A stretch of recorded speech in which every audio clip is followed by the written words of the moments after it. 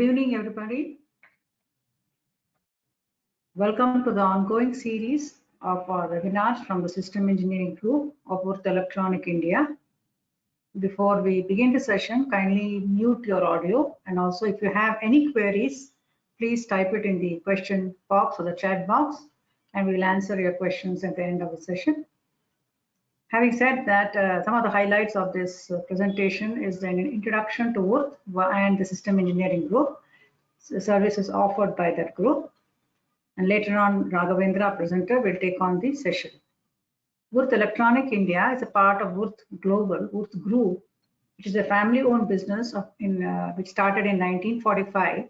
It has close to 80,000 employees in over 80 countries and has around 400 companies under different names. We had a turnover of 14.41 billion euros in 2020. Würth Electronic India is a subsidiary Würth Electronic Global is a subsidiary of Würth Group that has close to 8,000 employees with 847 million sales in 2020. And they have three main divisions: circuit board technology, EMC and inductive solutions, and intelligent connecting systems. Würth Electronic India is a part of this group. We have offices both in Bangalore and Mysore, and we are a very prominent player of PCB and PCB-based solutions. We have grown exponentially. The India operations has grown exponentially in a decade, from 10 employees to close to 200 employees now.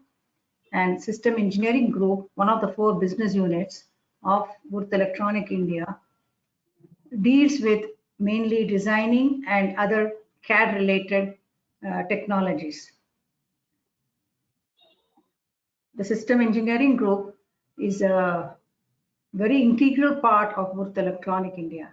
Why System Engineering? Because Würth Electronic Global is a lead manufacturer for PCBs in Europe. We're also the leaders in high-end technology, PCB manufacturing, and leaders in component manufacturing. So who better than our group to design your PCBs right the first time? Next one. Now, system engineering capabilities of our division are in design capabilities, interface technologies, PCB analysis, and system level analysis. Today, our presenter Raghavendra will be taking the thermal management under PCB analysis. Having said that, before we begin the session, we all know that there are a lot of failures in circuit malfunctions. Designers should be aware of producing PCBs that operate and remain within the safe temperature limits. That is why thermal management is a very important part of PCB design, and that is something that the designers have to be aware of. Raghavendra, our presenter, has 15 years of experience in PCB design and analysis. He has a degree in engineering and a master's in microelectronics from Manipal University. He has worked with our group for a very long time. So I welcome Raghavendra and to take this session forward. Thank you, ma'am. Good evening, all.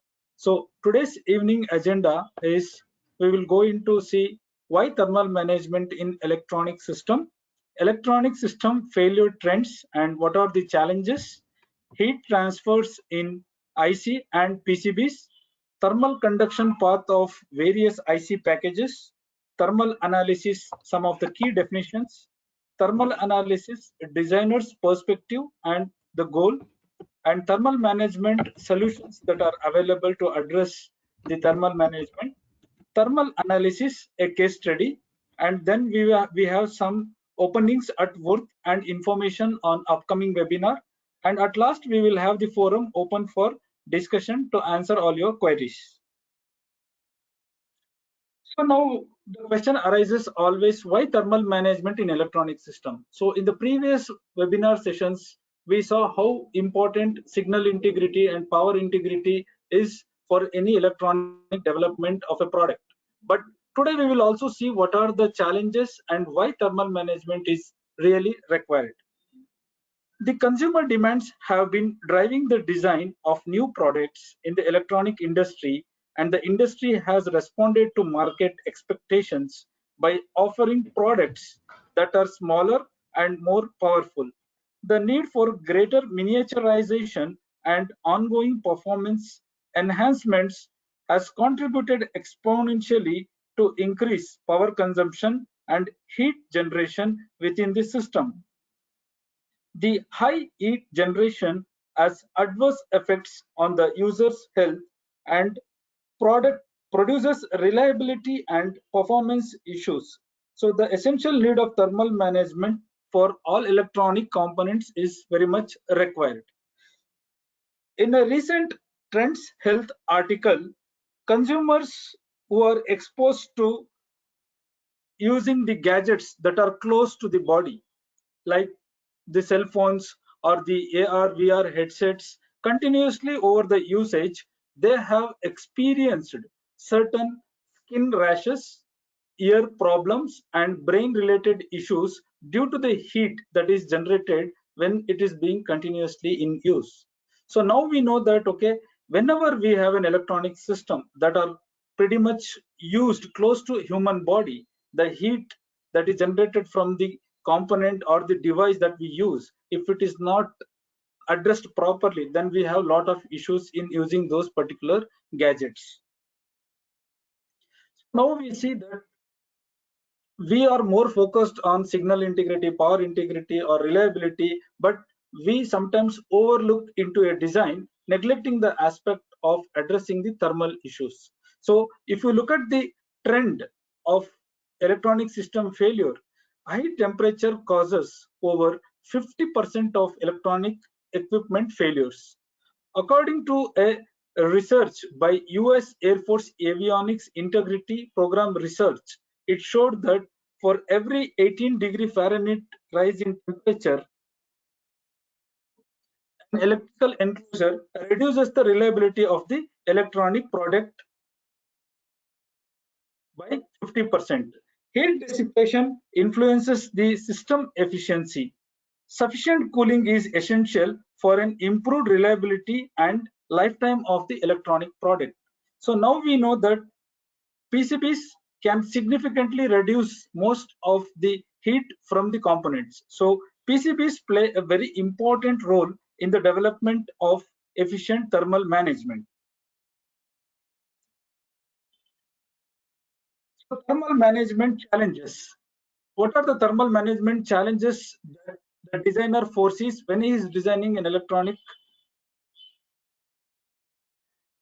product? Raghavendra, just one second. Some people cannot hear, I believe. Just I will unmute a few people and see if they can hear us. Sure. I've got a lot of things saying that we cannot hear, we cannot hear. I'll just check. Sorry for disturbing. Sure. Can you all hear? Can you all, somebody say if they can hear or not? I have unmuted you. Hello?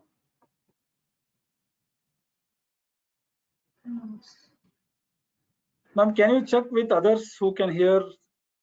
Yeah, I'm just asking everybody if they can hear.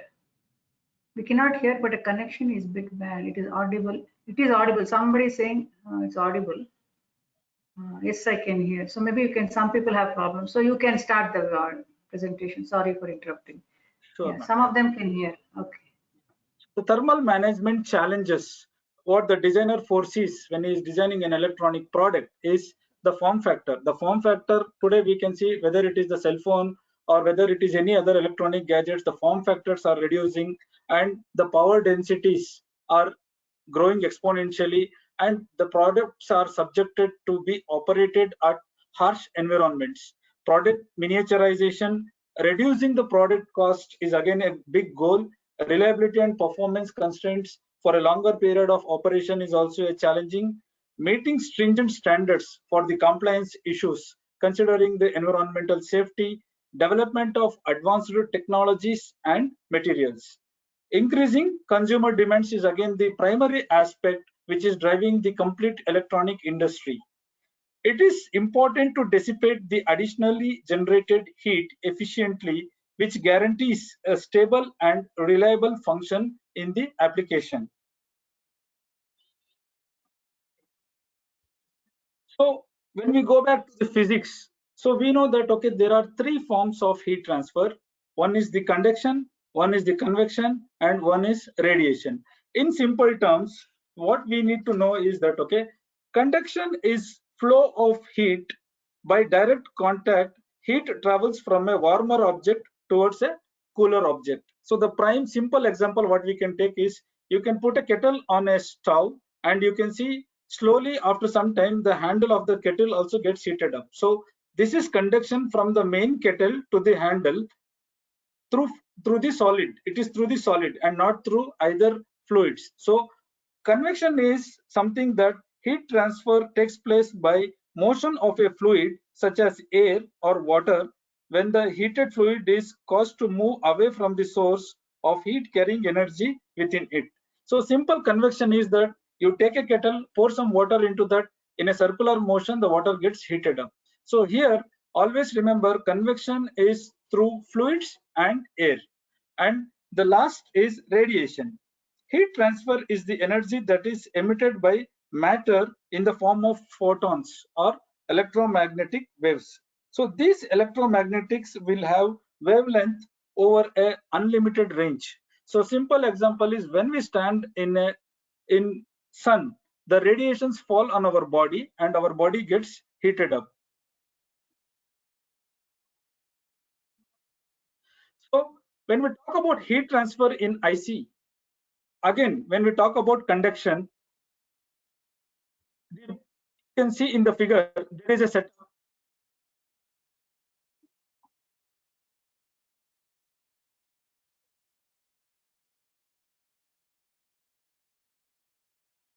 Yeah, in the screen, you can see there is a setup of the IC package. You can see this is the mold of the IC package. This is the lead frame, and this is the PCB, and this is the die of the IC package. So here we can say that the heat generation from the IC chip is transmitted by conduction to the package, and from package to the lead frame, and lead frame to the die attached pad, and then it is the printed circuit board.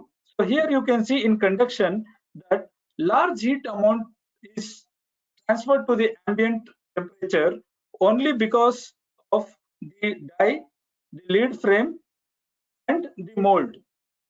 So we can see that, okay, whatever is indicated in the blue color is the small amount of heat is being transferred. So heat transfer through convection and radiation in IC. So when we talk again, here we can see that, okay, it is only from the surface of the PCB and from the surface of the IC package. So you can see that, okay, minimum amount of heat gets transferred onto the ambient temperature through convection and radiation. You can see the symbol indicated.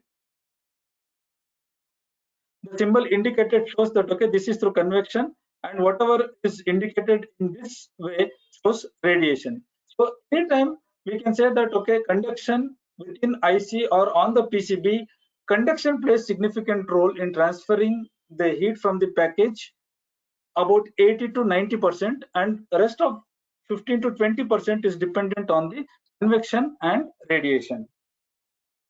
So heat transfer in PCB.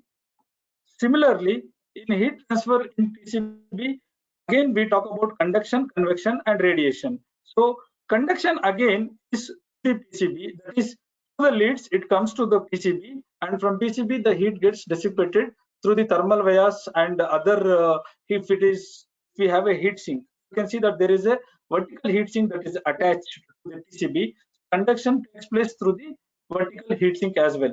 So whatever takes place through direct contact is always conduction. And then we have radiation. Radiation from board surface to surroundings, and convection from board surface to surroundings. So thermal conduction path of IC package. Heat is conducted primarily through the following paths. That is, the die attached pad, if present, provides the most dominant thermal path between the PCB and the die. Okay, we can see that most of the packages today has this die attached pad. The leads provide the most significant thermal path if the package does not have a DAP, that is die attached pad. So the leads provide most significant thermal path. I say that because that is the only source which can dissipate the heat.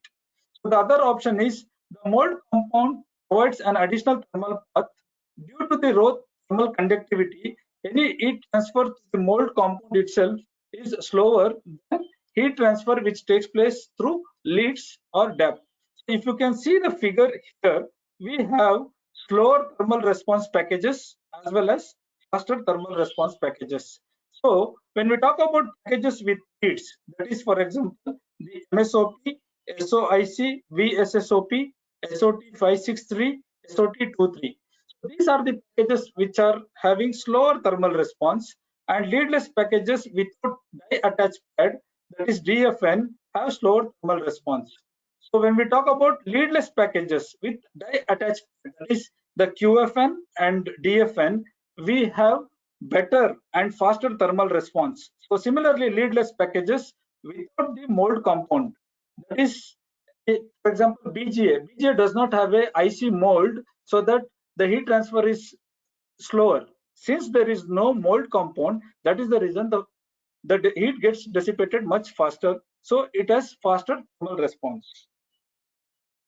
So as I told, BGA, so wafer chip scale package leads are ball grid balls processed directly onto the die. You can see the pin, it is processed directly onto the die. So the whatever heat that comes from the pin is dissipated to the die and then to the ambient temperature. Why directly to the ambient temperature after the die is because these BGS will not have the mold compound. See, the mold compound generally gets heated up and then it dissipates to the ambient temperature. Now, when we talk about leadless packages with die attached pad, so in the figure you can see that okay, we have the exposed pad, that is die attached pad, we have the epoxy, we have the die, we have the bond wire and the pin. So the heat is taken away by this die attached pad or the exposed pad onto the die and then to the mold compound and then to the ambient temperature. So this is the effective way, whatever I talked about the BGA compound and then this with the exposed pad are primary faster response components packages. So where the heat is dissipated much better than the other packages, which we will see in the upcoming slides. So when we talk about leadless packages without die attached pad, so we can see that okay, there is heat flow here. For example, I take LMT01, which is from Texas Instruments as an example. So this small package has better heat dissipation when compared to other leadless packages. Why? Because the thermal mass of the mold compound, whatever is built for the IC package, has lesser thermal mass, so that it takes very less time for the heat to dissipate through this mold compound and then to the ambient temperature. That is the reason we see that okay, whenever the mold compound is made up of smaller thermal mass, it dissipates the heat much faster when compared to other mold compound which is made. Okay, just with its. So now when we talk about MSOP, SOIC, VSSOP or SOT563 or SOT23, here the only source that can dissipate heat, okay, is the lead frame. So whatever the amount of heat that can get dissipated, the ambient temperature is through the leads. So the temperature through the leads will be taken away through the die and then again through the mold compound. So here again, the mold compound may not be made up of smaller thermal mass. So it takes quite a time to heat up the mold compound first and then it goes to the ambient temperature. So here we will be typically achieving something between 60 to 70% of heat dissipation of the components. So now let us understand some of the key definitions that we really need to know. So some of the key definitions what we need to know is what is power. So power is a product of voltage and current in simple terms. So power is V into I. So for example, I have a battery that can deliver 10 amps at 12 volt and can supply up to 120 watt of power. That is, in simple terms, it is my voltage is 12 and current rating is 10 amps, so I get 120 watts of power. So the definition of power dissipation is the process by which an electronic or electrical device produces heat, energy loss or waste as an undesirable derivative of its primary function. So to arrive at what should be the power dissipation, there are simple formulas like Tj minus Tc divided by R theta Jc. So all the values can be taken from the data sheet, which is highlighted in the yellow color. So by this we get 150 minus 25 divided by 0.6, which is 480 watt. So 480 watt is the power dissipation that is also specified in the data sheet. So continuing with the definitions again, we should know what is TA, TC, TJ and TJ max. Okay, so TA is nothing but the ambient temperature. This is the temperature of the environment, that is the standstill air where the product is being used or where the product is being taken for testing or whether it is used for application. So now when we talk about casing temperature, this is represented by TC. This is the temperature of the case of the semiconductor device. You can see that, okay, whatever is shown here, gray color, is the case of the IC, which we call it as case temperature TC. Now when we talk about TJ, we have a junction here. Whatever temperature is on the junction, we call it as the junction temperature. So this is the temperature of the device circuit itself under given operating conditions. Remember, TJ must be calculated, inferred from the case or ambient temperature if it is not provided in the data sheet. So when we talk about TJ max, what exactly is? It is the maximum junction temperature that the device tolerates to guarantee reliable operation, beyond which the device may go faulty. So that is the reason we should always ensure that in our analysis that for any IC, it should not exceed the TJ max value. So the moment it exceeds the TJ max value, the IC goes bad. So always ensure as a thermal designer, our objective is to have TA lesser than TC lesser than TJ. That is the ambient temperature less than the casing temperature less than the junction temperature. These are the parameters what we need to look in when we are addressing the thermal challenges. So thermal resistance. What is thermal resistance? When we talk about thermal resistance, in simple terms, it is a numerical representation of how difficult it is to propagate heat. Is nothing but thermal resistance. If the thermal resistance is low, heat propagates easily. If the thermal resistance is high, then it is difficult to propagate the heat. So when I take thermal resistance or theta H, that is, I have two arbitrary points, that is T1 and T2, and this is the metal area where the heat has to flow. So the thermal resistance will be defined as the difference, that is T1 minus T2 divided by heat flow amount, that is represented by T. And the unit for this is degree centigrade per watt or Kelvin per watt. So other important definition is airflow. So the movement of air over and around a device that is used to remove heat from the system or device, we call it as airflow. So thermal analysis, designer's perspective. So when designer thinks that, okay, I need to design an electronic system for better thermal management, so the designer will have multiple options to choose. So in that, the few options are, is heatsink really necessary for the design optimization? What is the number of layers that I really need for this particular design? Do I need to have additional thickness of copper in the layers is another question. And what is the maximum power dissipation for operation of the components that I have chosen in my design? And then number of thermal vias that are really required for each package. So when we talk about thermal management goal, so thermal management goal is simply that, okay, I identify what is the problem in my design pertaining to the thermal management, how difficult it is to dissipate the heat, and then I arrive at a concept.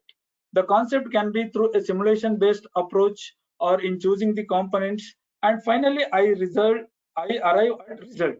The result could be that I have arrived that, okay, the heat is evenly distributed across the PCB and it is not concentrated on one section of the PCB, so that it is going to have a reliability issue in long term. So as I told, identify the heat sources. What are the components that are going to dissipate more heat, and then arrangement of those particular components on the PCB, and then heat sink. Whether or should I need the heat sink, or what sort of heat sink is really required? What is the thermal path? Is the thermal path whatever I have chosen is right or not? And what is the thermal resistance that are present on this path is also very much important. And finally, an equal distribution and dissipation of the heat across the PCB.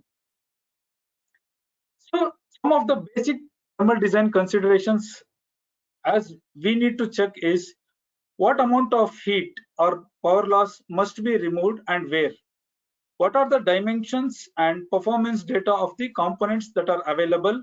What are the heat sources such as LED, MOSFETs, could be means powerful processors on the PCB, available space and mounting peripherals, application temperatures and ambient temperatures of the components, what mechanisms are used to cool the system, whether we are going to go for passive cooling or active cooling, how should heat be conducted to the heat sinks, are there certain reliability requirement concerned to the product that we are designing. All these are some of the basic thermal design considerations we need to keep in mind when we are designing for thermal analysis.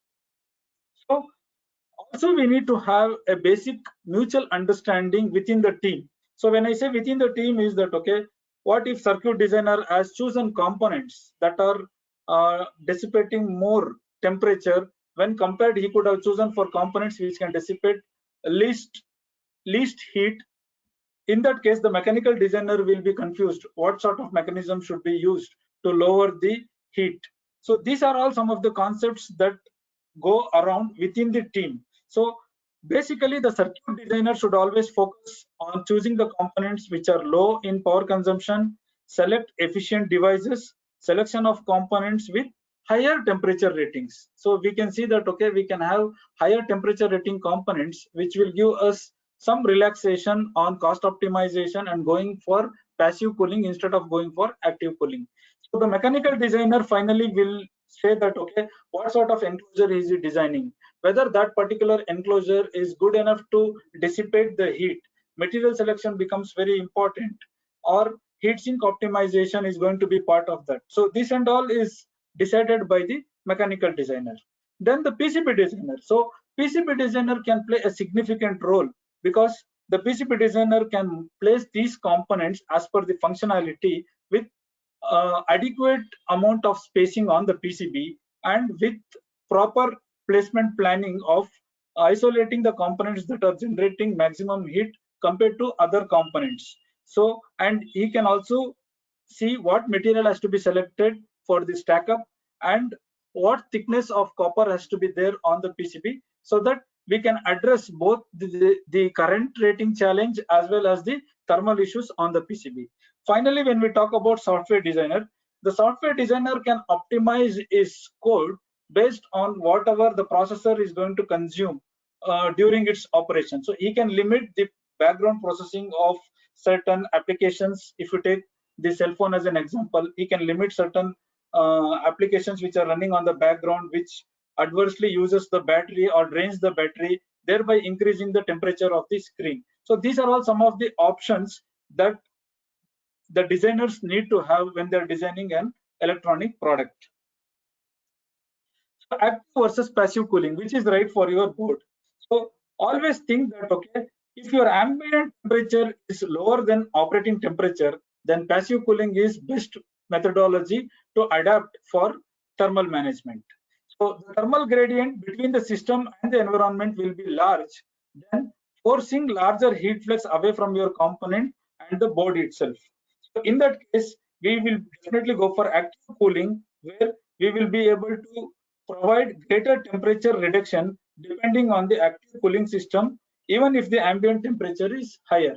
So whenever we have higher ambient temperature, it is recommended that we go for active cooling rather than depending on passive cooling. So in passive cooling, we should try to incorporate some minimum level of passive cooling for active components in order to dissipate heat into the ground plane. Many active components include a thermal pad. If you take so many packages, whether it is, we saw that leadless packages with die attached pad, which is the exposed pad or the thermal pad. So many of the components have this, especially when we go for component selecting from Texas Instruments. Many of the components have better solutions of having a thermal pad, and they also provide what number of thermal wires has to be stitched to ensure that proper thermal management is addressed. So that comes in passive cooling. When we say active cooling, so passive cooling has not served my solution. For example, I have FPGAs or CPU which is more than 1800 pin count. In that case, it will be dissipating higher power. In that case, I need to go for an optional of either heatsink. Again, heatsink on which I can have a fan. In case if it does not solve my purpose, then I will have to go for a forced cooling with a fan. So these are all some of the techniques that I need to adopt so that the heat is managed efficiently on the PCB. So what are the solutions that we have? So typically today we are designing boards with FR4, most of the boards, unless and until it is a specific application like a power supply board for a EV segment or high power boards for a four-wheeler battery management. So in that case, we go for specific materials. So now when we talk about FR4, FR4 has 0.2 to 0.5 watt per meter Kelvin. So this is okay in case of digital boards where power dissipation is not on the higher side, but for specific applications, this will not solve the purpose. So when we talk about thermal management solutions, basically we can consider the first option is how do we construct the printed circuit board. Based on the construction, we can arrive at a possible solution, and thick copper PCB, thicker copper PCB, that is what amount of thickness I can put on my PCB stack up so that thermal management can be addressed. And thermal via array of thermal pad is again an option. And metal core PCBs, especially for the EV segment today, we can see more and more metal core PCBs are being used. And the other option is heat sink or heat pipe. Now when we talk about construction of printed circuit boards, whether you are going to have this installation of the printed circuit board, whether it is going to be horizontally mounted or vertically mounted, or from which direction we are bringing the airflow, this and all can be sorted out by the installation of the printed circuit board in the direction that we want. And next is black solder stop. So black solder stop also is better in dissipating the heat.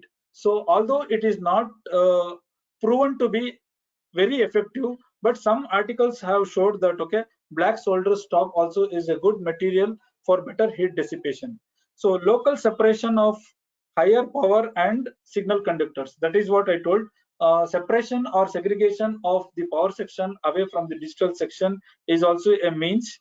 Wider tracks are for the heavy currents. So when I talk about wider tracks for heavy currents, again, if my track is not sufficient, then also I will have thermal issues. So that is the reason today, if you look at many EDA tools, have an option to go for power and thermal co-simulation, where power integrity also is not compensated when compared to thermal analysis. Suppose I have a track for 5 amps current. So if it is not sufficient, generally it gets heated up and the track burns. So this also contributes to thermal. So that is the reason we got this PI thermal co-simulation in many of the analysis softwares. Additional copper surfaces and higher copper thickness is also a solution, and additional thermal vias. Across the board, wherever possible, we can add some ground vias and increase the copper on the PCB so that this also can distribute the heat evenly across the PCB in thermal management. Thicker copper PCBs. Thicker copper circuit boards, example 70 micrometer, 105 micrometer, and maximum up to 400 micrometer, improve the heat dissipation. So since we have higher copper thickness on the PCB, it is easy to dissipate the heat, and this heat distribution in the copper layer or the PCB surface and then through inner layers to the ground layers. So Thick copper circuit boards are primarily used for, as I told, higher power applications and for cooling components with higher thermal power dissipation. Thermal via array. So as I told, thermal via array is again, they are nothing but the simple vias. Either you can go for VI in pad, and the other option is filled and capped vias. So via filled with epoxy and overplated with copper is what we call it as filled or capped vias. So filled and capped vias comes under the IPC 4761 type 7. So the important advantage is that they can be placed directly under a thermal solder pad of LED and thus take away the heat directly from the LED. So this is very much important when we deal with LED applications. So the copper filling also prevents solder flow wicking and uncontrolled cavities in the via during the reflow soldering. So this again improves the reliability of the product. So coming on as an example, we have taken an example of DRV8312 again from Texas Instruments. So here you can see the manufacturer himself has given certain guidelines for the thermal pad. So he has specified what should be the pattern of placing the vias, what should be the pitch between via to via, what should be the via dimension, and what should be the copper. So this is one example of thermal via array. Again, when we talk about non-conductive via fill and conductive via fill, as again I will tell you, non-conductive via fill is not an expensive solution and has less cost implication when compared to conductive via fill. So the conductive via fill is higher in terms of cost. So when we see non-conductive via fill, sometimes it is also confused with via plug, but it has copper plated vias to conduct power and heat. So the via, however, is filled with a special low shrinkage epoxy specially formulated for this sort of application where heat has to be taken away from the thermal pad. So non-conductive fill has a thermal conductivity of 0.25 watt per meter Kelvin. If it is possible to use non-conductive paste and add additional vias, often this results in superior thermal and electrical conductivity with minimal cost impact. As I told that this has less cost implication when compared to the conductive via fill. Conductive via fill has silver copper particles which are distributed throughout the epoxy to provide extra thermal and electrical conductivity. Conductive paste has thermal conductivity somewhere between 3.5 to 15 watt per meter Kelvin.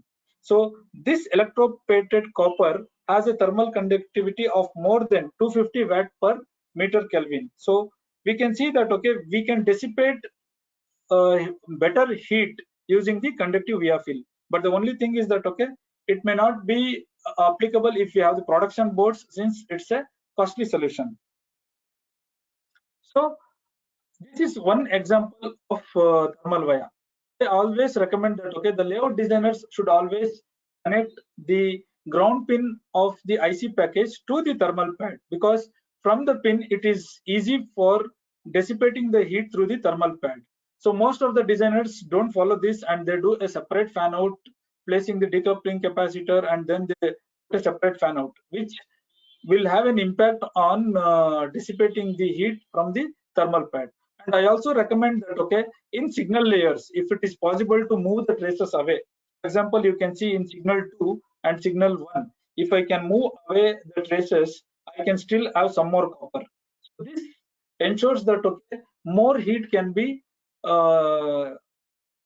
managed in a better way when compared to having it only in one layer, that is the ground layer. I recommend that okay, use all layers if possible to add the ground copper so that heat is dissipated much better when we have it in a single layer. So IMS is nothing but insulated metal substrate. Moreover, we call it as metal core PCBs. The construction is simple. It has a copper foil, then it has a insulating material, and then it has a aluminum substrate. Based on the application, the substrate is not common to the aluminum. It can still be copper or stainless steel. Only thing is that okay, the copper and stainless steel, when used as substrate, the solution for this metal core PCB will be expensive when you use copper or stainless steel. So insulated metal substrate is made from polymers and a large proportion of ceramic, which is an excellent thermal conductor. So this is the heat source of the package. I have the copper foil and I have an insulating layer which has both proportion of polymer and ceramic. So based on which it is 5 times better thermal conductive than the normal prepacked material that we use, while at the same time increasing the dielectric strength in comparison with the normal FR4 material. So heat sink. So again, when we say heat sink, again we talk about more of conduction and less of convection and radiation. So the blue arrows indicate that okay, the heat is transferred to convection and radiation, while whatever is the black arrow, the heat sink. You can see this is the component, and on the component I have placed my heat sink. So through the heat sink, direct contact with the package, and through the package, the heat sink removes the heat, and then it is transferred to the ambient temperature. So as I told, 85% of conduction is happening because of the heat sink, and the rest of the 15% is through the convection and radiation. So here you can see that okay, I have a board. This particular is my processor, and based on which I can see that okay, this is being an hot spot. So what I will do is I will place a heat sink and see the difference. Okay, I would be able to reduce more than 25 to 30 degree of temperature by placing the heat sink. So the other option is heat pipe. This is a sealed vessel that is evacuated and backfilled with a working fluid, typically in a small amount. So the pipe uses the combination of evaporation and condensation of this working fluid to transfer heat in an extremely efficient way. So this technology is used again based on the applications. Not for all applications we can just use the heat pipe. When this again comes in system level thermal as well on the heat pipes and heat sink. Let us look into a case study of a simple LED PCB which uses IMS, that is metal core. Looking at the dimensions of the PCB is 45 by 45. Power loss of the LED is 3 watt. Ambient temperature is about 20 degrees. PCB is vertically freestanding. Heat transfer to the air is 12 watt per meter squared Kelvin. So in the variant 1, you can see that okay, the copper layer is 50 micrometer and the FR4 is 1550 micrometer, and this is the PCB layout. Okay, in the PCB layout, I have not done any modification, just have the LED. So next, when we see that okay, the temperature is close to 552 degrees centigrade. So this is too much. So what we do is we start optimizing through variants. So in the second variant, what we do is we just add copper. I have added the copper in top layer. So the other parameters, that is the copper layer and the FR4, it remains the same. So here when we see that after putting the copper in top layer, let us see what is the impact it has. So after copper plane, thereby the spread of heat reduction in temperature is from 552 to 170 degrees centigrade. So in variant 2, we are able to achieve somewhere between 552 to reduction of 170 degrees centigrade. So though it is not the desired reduction that we want, but the reduction is significant. So in variant 3, again we see that okay, we have the copper layer each 50 micrometer. That is again FR4 550. I reduced from 1550 to 50 micrometer. Now what I will do is in the bottom layer also I will add the copper, and let me see what is the impact it is going to have. So additional copper layer in bottom, the reduction in temperature came from 170 to 144. So there is not that much of significant reduction, but some reduction has happened because of adding copper in the bottom layer. So now let us move on in variant 4. In variant 4, what I will do is I will put thermal vias in this LED area. So thermal vias will be from top layer to the bottom layer.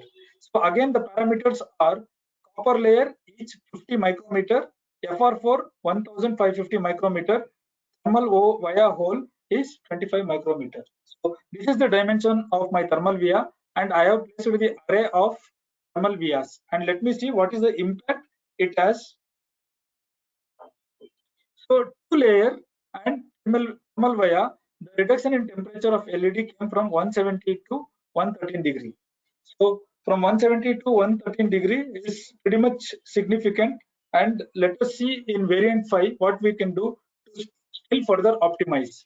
So what we have done is, again, the parameters remain the same. That is copper layer each 50 micrometer, FR4 1550 micrometer, thermal via hole 25 micrometer, aluminium heatsink 1000 micrometer, and I have placed the heatsink, because of which the heatsink is 1000 micrometer, and considering both thermal vias and heatsink and addition of copper layer in bottom and thermal via, what is the significant impact we can see? In a two layer, again thermal via included, heatsink added, the reduction temperature of the LED is now from 170 to 89 degrees centigrade. So this is the sequence we need to come to arrive at. Really, do we need to have a heatsink, or do we can solve the problem by using additional copper in top layer or bottom layer, play with the thickness and play with the thermal vias? If everything is not going to work out, only then we need to choose an option to choose heatsink, or other forced cooling mechanisms can be seen, or whether we can go for any other technology, we can just implement that. But we cannot directly arrive saying that, okay, this design definitely needs a heatsink to optimize. So why this is done is because cost plays a significant role. So if we can take care of the solution through passive cooling, or through thermal vias, or through the copper thickness, that would do a lot of better in managing the heat when compared to directly adding the heatsink and then reducing the temperature. Finally, if you want to conclude, you can see what are the maximum temperature that was there in variant 1. In variant 1, we were somewhere 552, and variant 2 169, variant 143, variant 4 we were 130, and variant 5 we were 89.1. So this summarizes that what methodology has to be adopted so that we can arrive to the desired or the reliable or safe operation of the LED. Okay. So upcoming webinar we have on system thermal management. Okay, our system thermal management, Mr. Arun will be presenting the system thermal management, and there will be more specific topics related to the system level thermal management. So anybody interested in system level thermal management can register for this webinar, which will be on August 25th, same time 4:30 p.m. Okay, and before closing, I will also have some information on what are the openings at Würth. So currently we have opening for team lead embedded software. We have opening for engineer, senior engineer for PCB CAD, and we have opening for sales engineer, that is ADM. You can contact raksha.puranik@v-online.com, and you can also contact her on our mobile number if you are interested for any of these applications. Okay, and now I would say that, okay, the forum, I would like to thank you all for attending this webinar, and now the forum will be open for the Q&A session.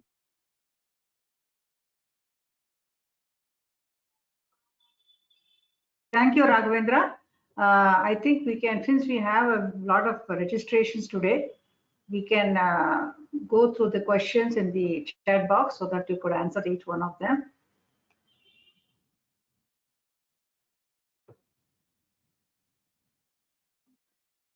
So do you want me to read the question or?